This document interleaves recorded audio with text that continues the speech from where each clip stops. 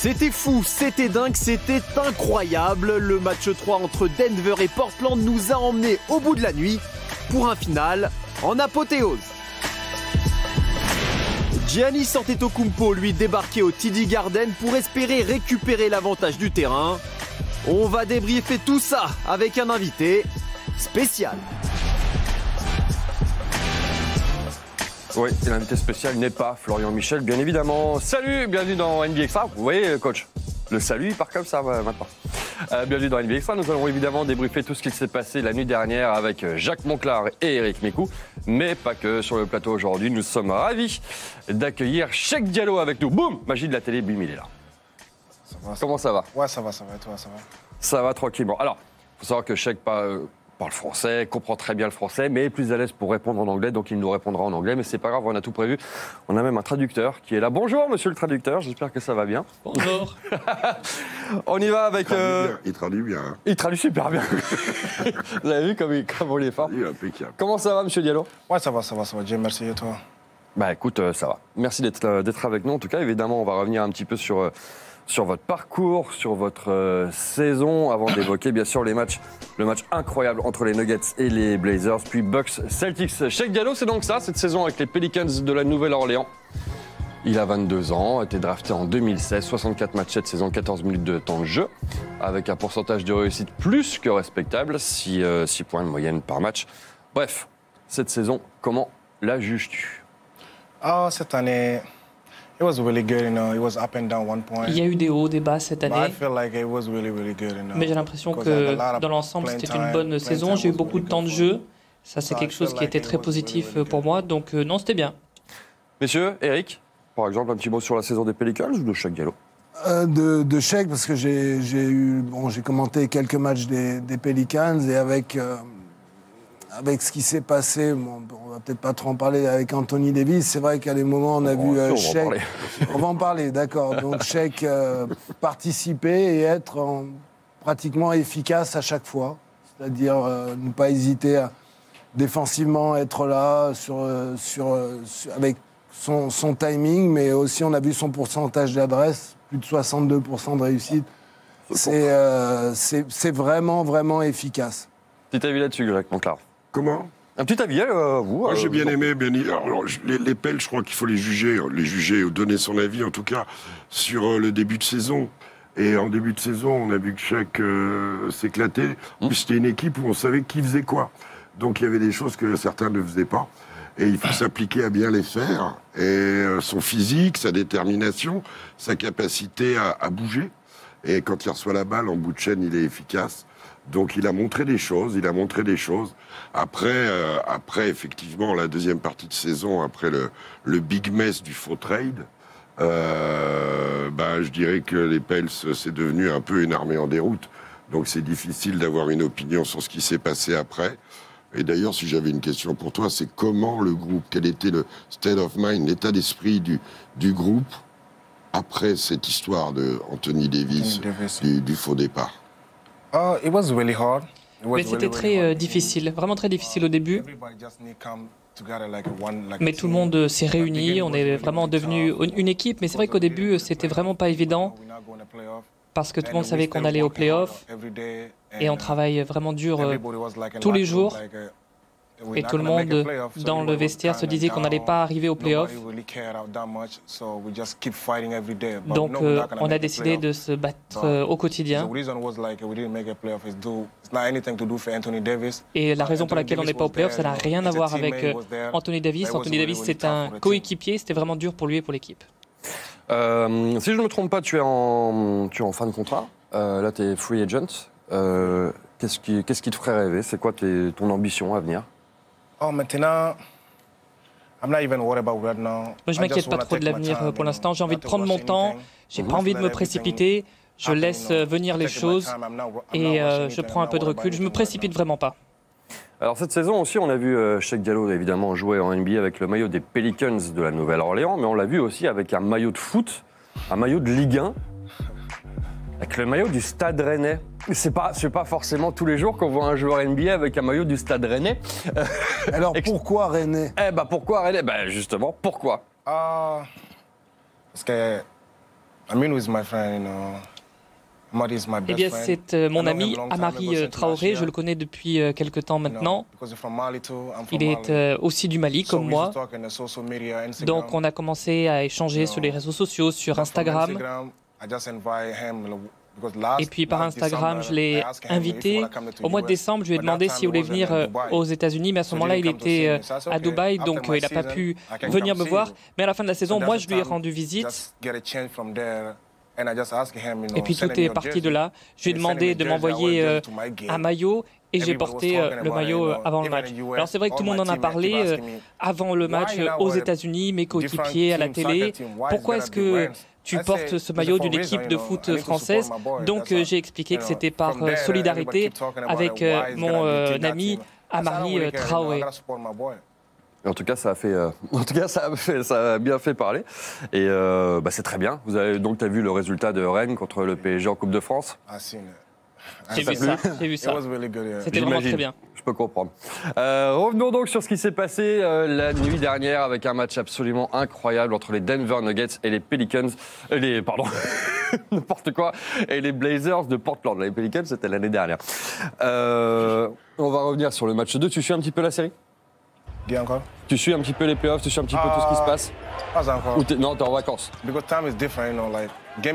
parce qu'il y a un décalage horaire. Parfois, le match est à 2h du matin, donc je suis trop fatigué, donc je ne peux pas regarder les matchs. Donc tu comprends ce que nous, on vit tous les jours, avec les matchs toutes les nuits, mais c'est pas grave.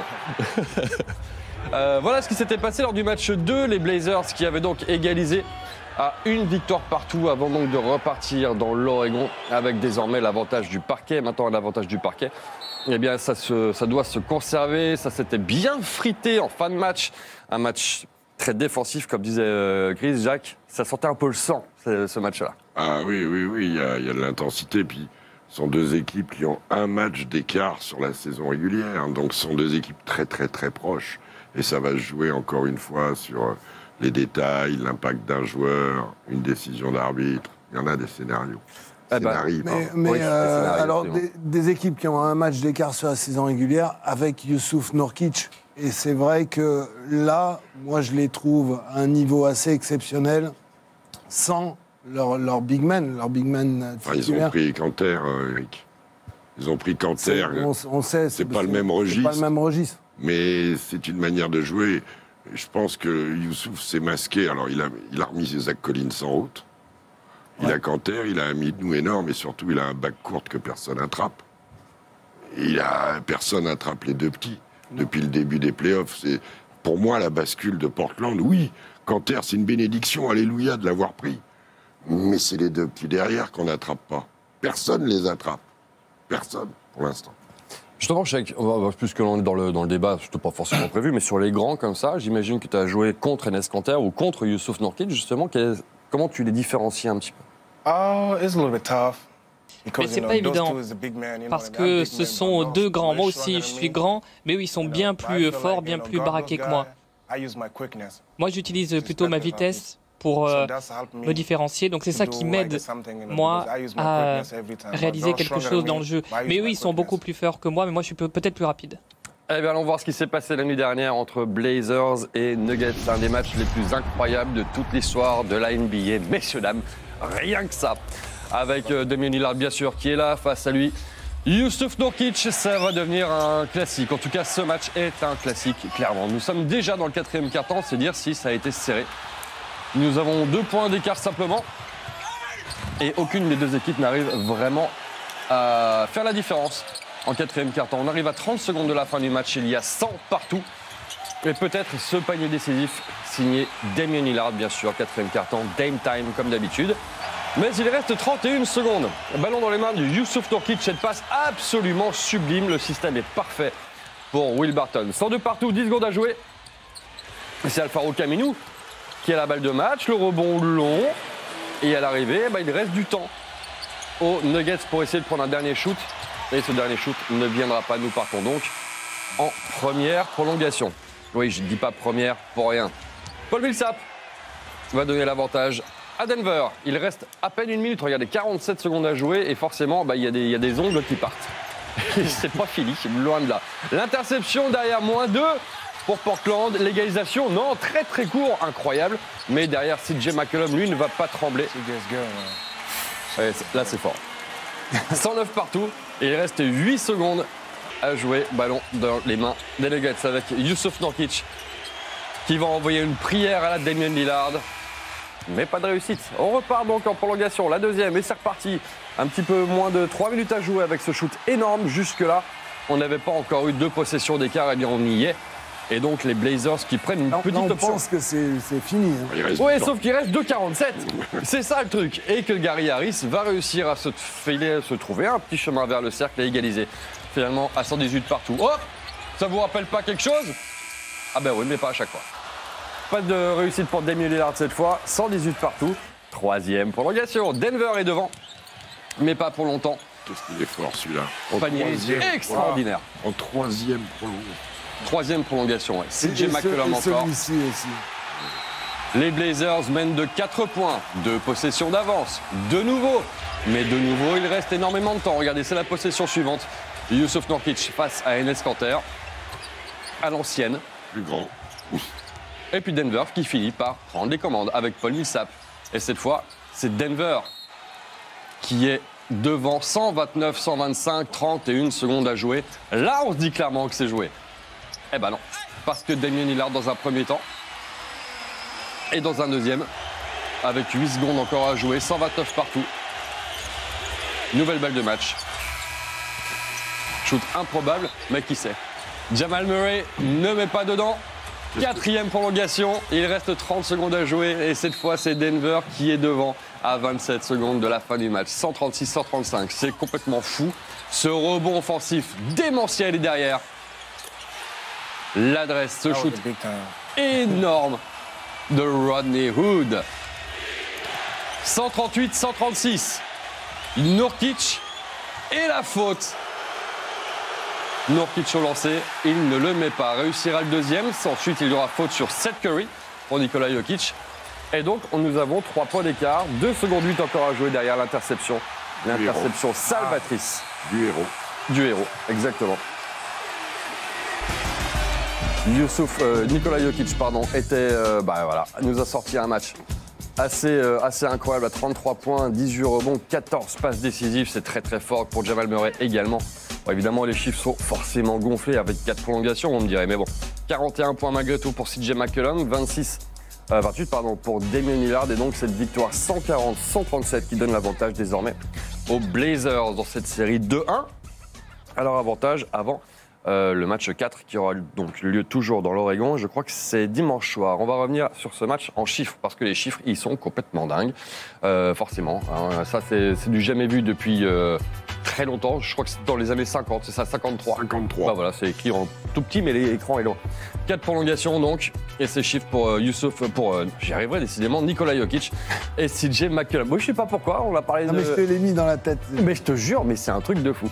Et donc voilà, qu'est-ce que vous voulez dire sur ce match-là? Je ne sais pas comment on va commencer. Je ne sais pas qui veut commencer, Jacques.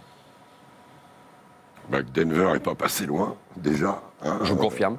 Que c'est terrible pour une équipe de perdre comme ça, qu'on peut se poser la question du rebond derrière pour les deux équipes. Parce qu'on gagnait un comme ça, ça peut aussi vous mettre à l'envers. Denver sait qu'il n'est pas loin, il faudra qu'il se relève. J'ai vu les images de retour dans le vestiaire. Ils ne faisaient pas la fête, mais ils n'étaient pas non plus détruits. C'est un match, on va rappeler que Denver a fait 7 matchs au tour précédent, que là, au bout de 3, ils en ont pratiquement fait une mi-temps de plus. C'est considérable. Et je pense que dans la détermination de Portland, ça va être de jouer physique. Et ce qu'a bien obtenu Portland, c'est d'avoir des relais. Rodney Hood en est l'expression. En fin de match régulier, celui ou fin de première, je ne sais plus, c'est Mo Harkless qui les sauve. Ils ont eu à chaque fois un joueur au-delà de McCollum, au-delà de Lillard. Des joueurs reposés. Ouais, des joueurs qui ont été bien managés, bien coachés par Terry Stotts. Et en tout cas, c'est un match qui a des crescendo. Les deux équipes sont déjà fatiguées pour moi. Et c'est dans les prolongations qu'on a eu le meilleur basket, alors qu'avant, c'était quand même... Ça jetait quelques briques, hein. C'était pas très adroit, et c'est devenu un match fantastique qui reste dans l'histoire. Maintenant, Portland, ils sont là où ils voulaient être. Hein. Avant le match 4, 2-1. S'ils gagnent le match 4, ils y seront presque. On va écouter CJ McCollum et Damian Lillard justement après le match. Et ensuite, Eric, on va parler notamment de l'impact des autres et particulièrement de Rodney Hood. Je sais qu'évidemment, on va compter sur toi aussi pour parler de tout ça. D'abord, on les écoute, CJ McCollum et Damian Lillard. How do you describe what you just went through? Both teams competed, man. We wanted that game bad. We on our home floor. Our fans gave us a lot of energy tonight. We executed. We gave up a lot of offensive rebounds again, but we figured out a way to get it done. CJ, do you know how many minutes you played? 50 plus. How about 60? That's why I condition all summer. That's why I work on my diet. That's why I get my sleep. That's why I get my massages. I'll be ready to play every night. 4 overtime, CJ. How are you staying composed? We on our home floor. Game 3 essentially gives you a 73-75% chance of advancing. We want to make sure we got Game 3. We got Game 4 back at the crib, so we got to do whatever it takes to come away with a victory. Can you just describe the feeling when you realized this game was finally over and you'd won it? I mean, I was just happy. I mean, game like that, you know, a hard-fought game, 4 overtimes. Each overtime, it seemed like the one team had the edge and was going to close it out, and then allow the other team to have life and get back into it. And then we did the same thing, then they did it, and then, you know, we was coming to the bench saying, you know, it's 2 teams fighting for their season. And nobody said it was going to be pretty. Nobody said it was going to be easy. And, you know, the team that was willing to go a little bit deeper was going to win the game. And, you know, I thought we did that down the stretch. Rodney Hood a donc été assez incroyable et c'est vrai qu'il y a certains anciens Cavaliers, on le verra plus tard, qui ont fait beaucoup parler d'eux ces 24 dernières heures, entre le premier tour et le deuxième, on a l'impression de ne plus voir la même personne. Et comment on peut expliquer ça? Déjà, bon, c'est un joueur qui a une vraie confiance. Sur les 2 premiers matchs, il avait été bon aussi, en mettant, je crois, 17 et 19 points. Donc après, on sait qu'il apporte, il est talentueux offensivement. Là, il a la bonne idée de faire la petite feinte, mais on sent que c'est cette fraîcheur physique qui fait la différence en fin de match. Là où, à un moment, CJ McCollum dit qu'il n'est pas fatigué, mais quand on l'entend parler, il est mort. Il est mort de fatigue. Il ne va pas dire qu'il est fatigué, mais... Alors, on a vu Rodney Hood sur ce shoot, avec un rebond offensif. Ça, c'est extraordinaire. Rebond offensif de McCollum, la passe est magnifique. Mais il ne faut pas oublier aussi les 2 lancers francs de Seth Curry, qui joue pratiquement pas et qui... Il n'y avait plus de temps mort. Il y a plus de temps. Qui rentre et qui met dedans. Mais c'est ce qu'on dit toujours, le supporting cast, quoi. Oui, le supporting cast et Rodney Hood, c'est un joueur de qualité, les gars.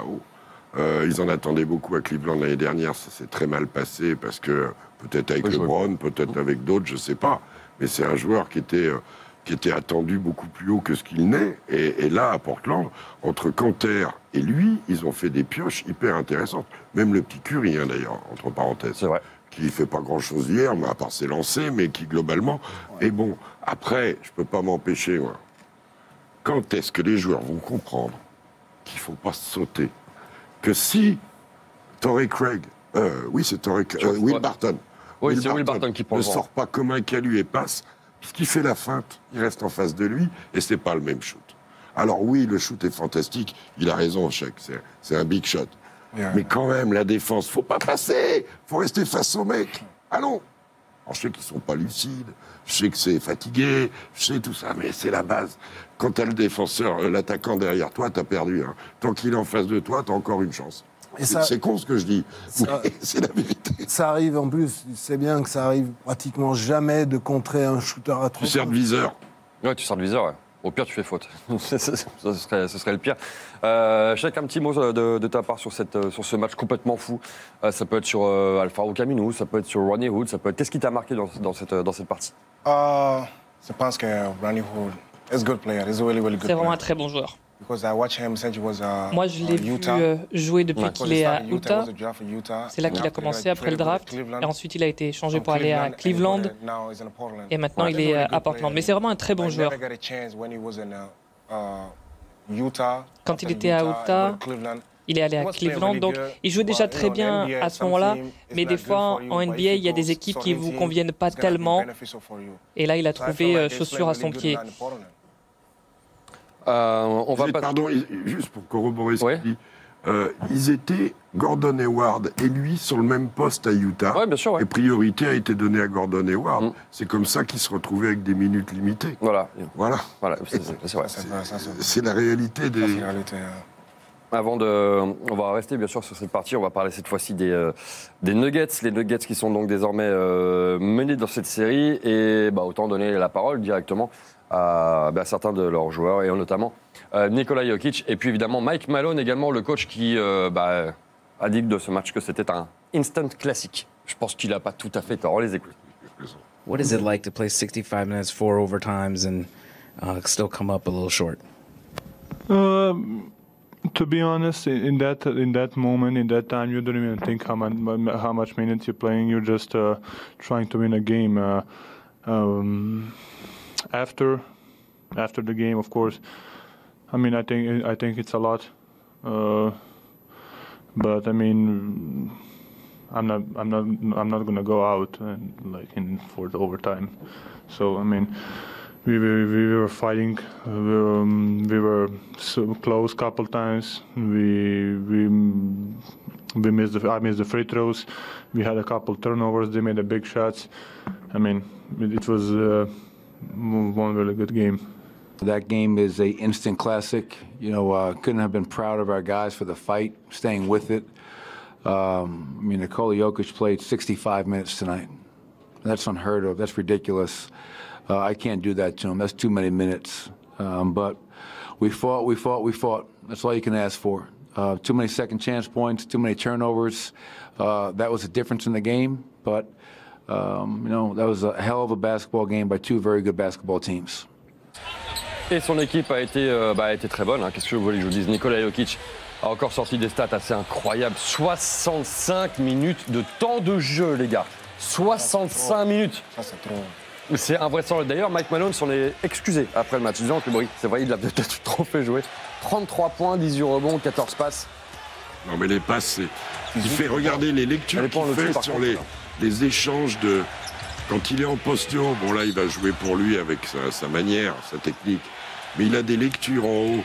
Quand il y a des changements de joueurs, il attrape toujours le bon joueur. Toujours le bon joueur. Mais à l'arrivée, messieurs, eh bien, Denver donc se retrouve mené 2 victoires à 1. On rappelle que le prochain match aura lieu dans la nuit de dimanche à lundi, le fameux match 4, où donc désormais la pression, j'imagine, Cheikh, est désormais sur Denver. Je pense que Denver, they're a really good team. Denver, c'est une très bonne équipe. So we played Denver like 4 times. On est dans la même conférence, nous on les a joués 4 fois déjà. Ouais. So Denver is really good. Donc Denver, c'est vraiment une bonne équipe. Alors on les a battus, si je me souviens bien. C'est 2-2? Non, je pense pas. C'est 3-1. 3-1? 3-1. I think we won only one game. Je crois qu'on a gagné qu'un match. In Denver. Un seul match, ouais. In Denver. Ouais, vous aviez so it's only one game. So that was my Donc best seulement game un match. Et d'ailleurs, c'était mon meilleur match. Moi, j'ai joué très bien pendant ce match-là. Donc Denver, non, c'est une très bonne équipe. Nikola, évidemment, c'est un très bon joueur. Ouais. Je l'ai battu quelques fois, mais il est vraiment très très grand. C'est vraiment un joueur très doué. En NBA, pour les grands joueurs, enfin de grande taille, il y en a 2-3 vraiment qui sont à son niveau. Il est grand, il n'est pas particulièrement rapide, il saute pas très haut, mais techniquement, il est vraiment très doué. La suite de la série, Jacques, vous la voyez comment? Ok. Eric? Moi, Mais c'est ça, on est dans la pure folie, en fait. Même s'ils ont joué une série en 7 matchs, je pense qu'au niveau talent, ils sont capables d'aller chercher le prochain. Donc, ouais, je vois une victoire de Denver, le prochain à Portland. C'est ce qui me fait peur, moi. C'est que cette série continue pendant très longtemps. Bon, peut-être que dans l'autre série aussi, mais l'une des deux équipes arrivera en finale de conférence rincée. Moi, ce qui me fait peur pour Denver, c'est une chose, parce que je suis très d'accord avec Chuck. C'est vraiment une très bonne équipe qui joue bien au basket, qui a tout en magasin, sauf peut-être l'expérience, hormis le SAP. Mais Jokic, il a de l'expérience. Moi, ce qui me fait peur pour eux, c'est hormis le match 1 qu'ils ont gagné, depuis, Lillard ne fait pas des matchs fantastiques. Et Portland gagne. Et ça, c'est pas un bon signe. Parce que le petit, s'il se met en route encore sur 2 matchs, eh ben ça y est, emballé, c'est pesé, et voilà. Donc, avantage Portland. Un petit peu quand même. On peut pas, à 2-1, en ayant un match à la maison chez soi, on est en position quelque part de favori. Oui, il y a du talent. Enfin, le talent au 4e match de play-off et 11e match de play-off aussi pour Denver, le talent, il vaut mieux qu'il y ait du physique, du mental, que du talent. Et je trouve que Portland est dans la situation où ils veulent être. C'est une situation, une opportunité parfaite. Bien sûr. Donc l'opportunité de prendre un 3-1 de la nuit de dimanche à lundi. On va se quitter l'espace de quelques petits instants. Et on se retrouve pour parler de l'autre match de la nuit dernière, Bucks-Celtics. C'était le match 3. Et ben, vous savez quoi? Il y a une des deux équipes qui a pris l'avantage. C'est fou. Non, il n'y a pas de match nul. Et une équipe en plus de ça qui a du vert. Sur le maillot, quelque part. C'est Giannis qui a cassé ce qu'on a. Oui, il y a un truc. Oui, c'est Giannis qui casse tout en ce moment. On se retrouve dans une toute petite minute.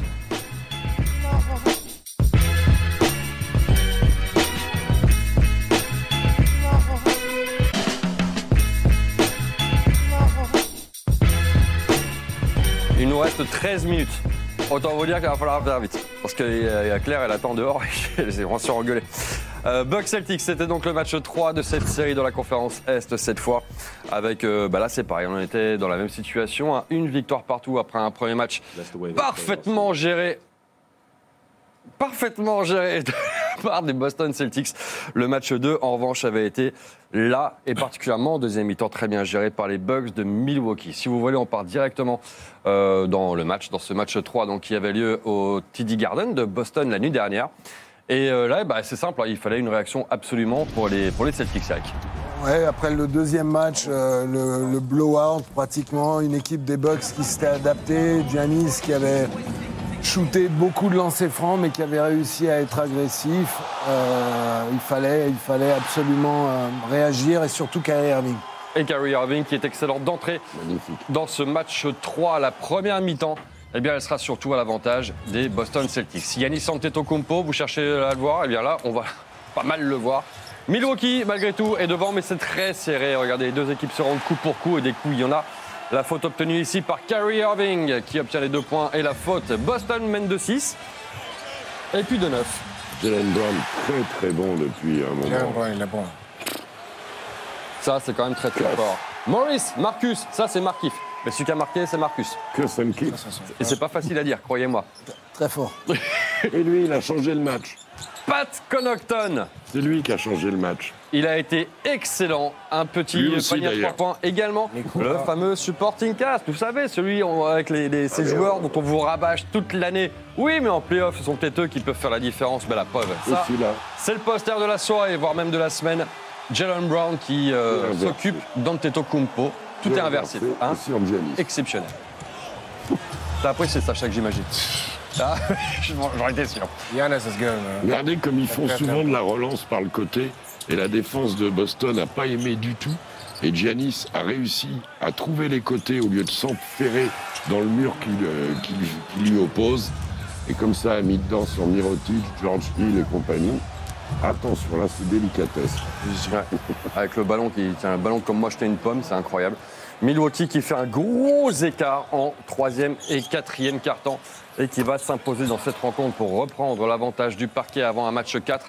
Il y aura donc toujours à Boston, mais cette fois, les Celtics auront l'obligation de gagner. Check, quand on voit un joueur comme ça, Antetokounmpo, qui a réussi finalement complètement à se reprendre après un premier match qui avait été raté. Giannis, I can say he's a good player. Non, mais c'est vraiment un très bon joueur. He's a really good player. C'est le meilleur. Il est MVP. He is MVP. Ah oui, MVP. It's gonna be. Sans aucun doute. MVP, because it's between him and James Harden. C'est entre lui et Harden. I might take Giannis. Tu le donnes à Giannis. Mais moi, je voterai pour Giannis, oui. C'est pas le seul, hein, vous me direz. C'est pas le seul. Voilà, on va revenir rapidement sur... Enfin, pas rapidement d'ailleurs, on va revenir tranquillement sur cette très très belle victoire des Bucks en patron, j'ai envie de dire, Jacques. Ouais, ils ont subi... D'abord, la salle était brûlante. La salle était... Mais c'était une bouilloire. Hein. Ça demandait qu'à partir en l'air. Ça débute bien. Kyrie Irving met le feu. Alors Ford est très bon au début. Et puis les Bucks ont joué sur le côté. Middleton est devenu un joueur qui apporte beaucoup dans la création. Et vous l'avez dit, les entrées de Mirotic, de Connaughton ont changé le match. Et puis George Hill qui est venu au relais dans un basket de mouvement. Voilà, la défense de Boston qui avait une transition défensive peut-être un peu basse. Ils ne sont pas allés chercher assez haut. Et comme on sait que quand Milwaukee met dedans à 3 points, ça devient compliqué. Et ça a été le cas. Et après, quand ça met dedans, regardez la bonne passe pour George Hill décalée par Giannis. Et bien Giannis, après, il a pris des intervalles. Et ça a été la fin.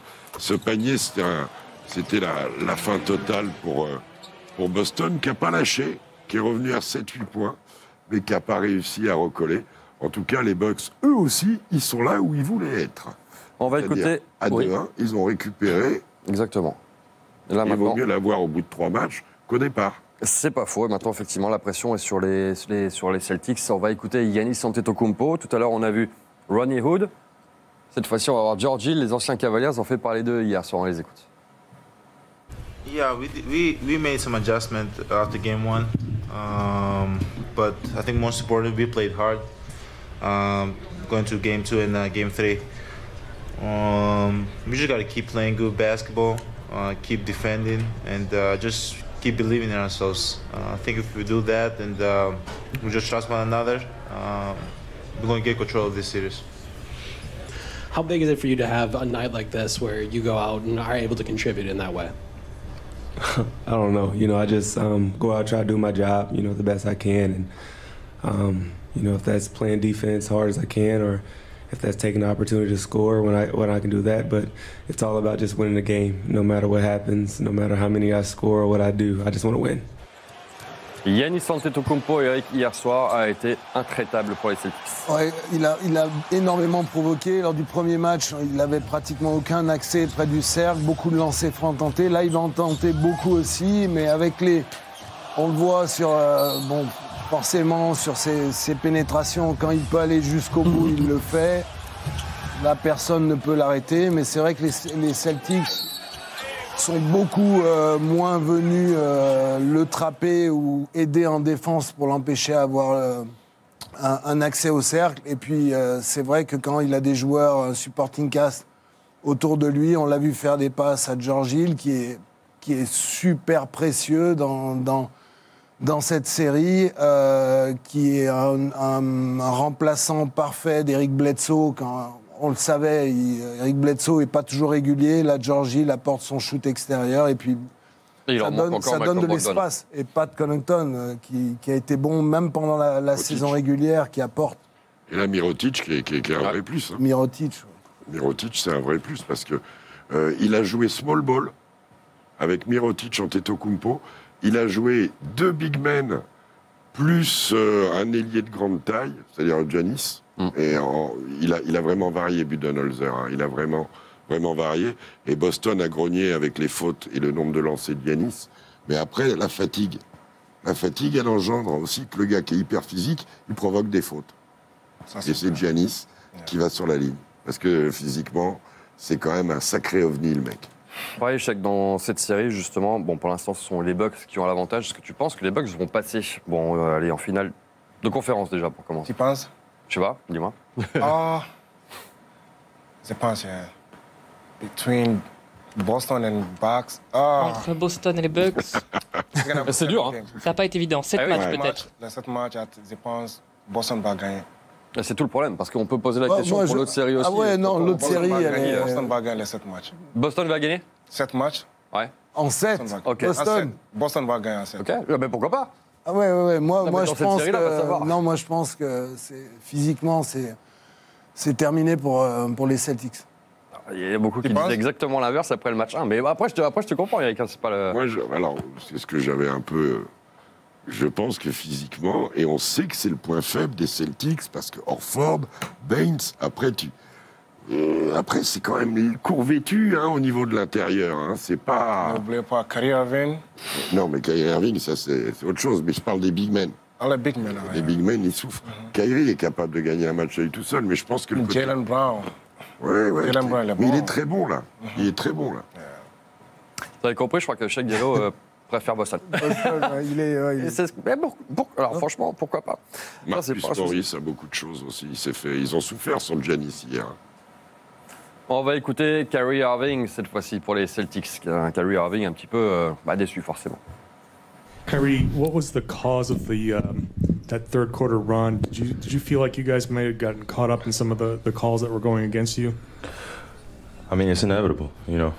I mean, a guy comes down almost 6 times in a row, gets free throws. You know, what are you really going to do is slowing the game down. So the run that you would hope to make in a quarter like that doesn't happen.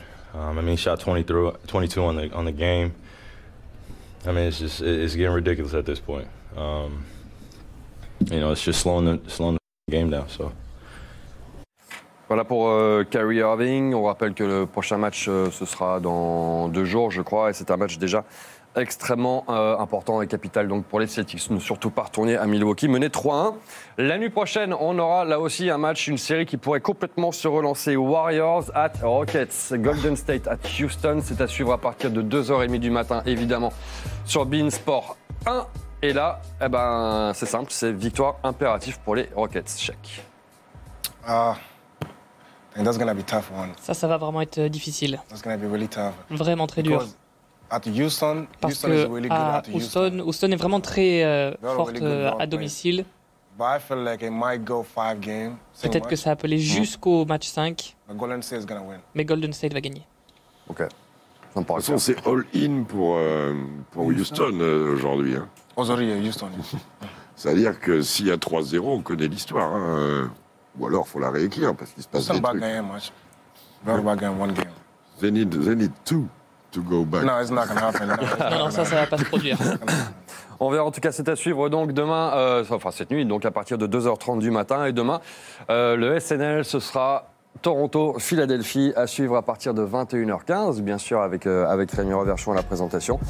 On sera là pour commenter tout ça. Sixers, Raptors, là aussi. Une série qui peut basculer à l'avantage des Sixers. Toronto-Phila, vas-y, dis-le. Toronto at Phila. Hein.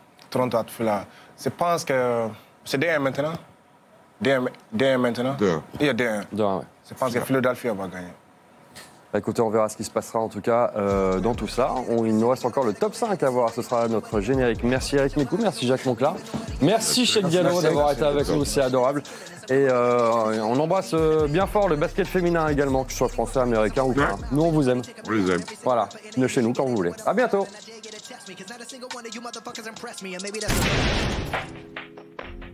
Fuck rap, hustle like an addict with a semi-automatic. Who done had it and he ready for anybody to buck back. Hold on, catch a vibe, ain't no way in hell we leaving nobody alive. Even suicide, no fuck that. Bobby feeling villainous, he killing us. I'm coming for your man and his lady and even a baby. I'm feeling like I'm Slim Shady with rabies. I'm coming at the mouth, ain't nobody taking me out. Every single rapper in the industry, yeah, they know what I'm about. And I dare you to test me, cause not a single one of you motherfuckers impress me. And maybe that's a little bit of an exaggeration, but I'm full of innovation and I'm tired of all of this high school. He's cool, he's not rap shit. Can a single one of you motherfuckers even rap shit? You know this ain't a diss to the game, this a gas to the flame. Nowadays everybody saying the same shit's lame. Like a moth to the flame, I'm a rhythm and a killer. Know you feeling lyricism when I'm spilling it, I'm feeling myself. Yeah, Bobby Bug, he been feeling himself. Man's better like this, can't be good for my health. When I rap like this, do I sound like shit? Well, it don't really matter cause I'm killing this shit. Yeah, I'm killing this shit. Oh yeah, I'm killing this shit. Bobby, how many times you been killing this shit? Find another round, goddamn, nigga shit. Fuck rap, hustle like an addict with a semi-automatic. Who done had it and he ready for anybody to buck back. Hold on, catch a vibe, ain't no way in hell we leaving nobody alive. Even suicide, no fuck that. Bobby feeling villainous, he killing us. I'm coming for your man and his lady and even a baby. I'm feeling like I'm Slim Shady. There's nowhere to hide. We call this shit genocide. Hit them with that then they die. We gon' leave them crucified. We call this shit genocide. I got bitches, I got hoes, I got rare designer.